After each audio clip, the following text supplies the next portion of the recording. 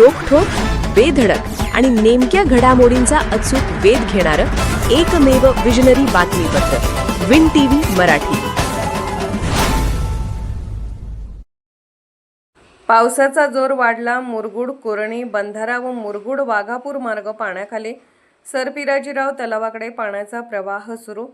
गेल्या 2 दिवसांपासून सुरू असलेल्या मुसळधार पावसामुळे कागल तालुक्यातील मुरगुड परिसरात जनजीवन विस्कळीत झाले असून अनेक ठिकाणी पूरस्थिती निर्माण झाली आहे।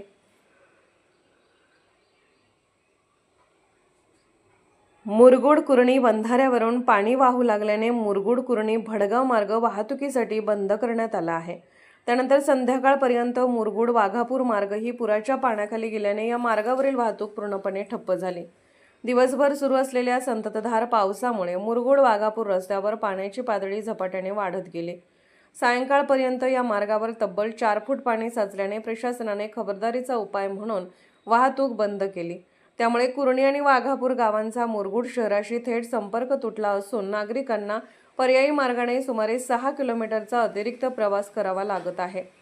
दरम्यान समाधानकारक पावसामुळे मुरगुड जांभूळखोरा परिसरातून वाहणाऱ्या सरपिराजीराव तलावाच्या नैसर्गिक ओढ्यातूनही पाण्याचा प्रवाह सुरू झाला आहे।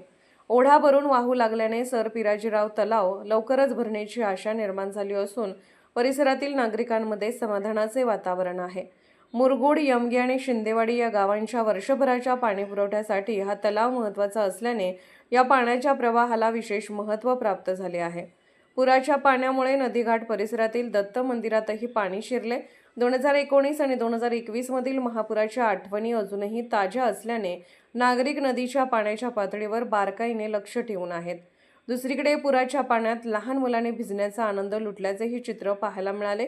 प्रशासनाने मात्र नागरिकांना वाहत्या पाण्यात उतरू नये, पूरग्रस्त भागात जाण्याचा धोका पत्करू नये आणि सुरक्षिततेचे सर्व नियम पाळावेत असे आवाहन केले आहे। वाढत्या पाण्याची पातळी लक्षात घेता प्रशासन सतर्क असून परिस्थितीवर सातत्याने लक्ष ठेवण्यात येत आहे। तसेच अफवांवर विश्वास न ठेवता प्रशासनाच्या अधिकृत सूचनांचे पालन करण्याचे आवाहनही करण्यात आले आहे। विन टीव्ही मराठीसाठी मुरगुडहून गणेश भाट। विन टीव्ही मराठी न्यूज चॅनलला लाईक करा, शेअर करा आणि सबस्क्राईब करा।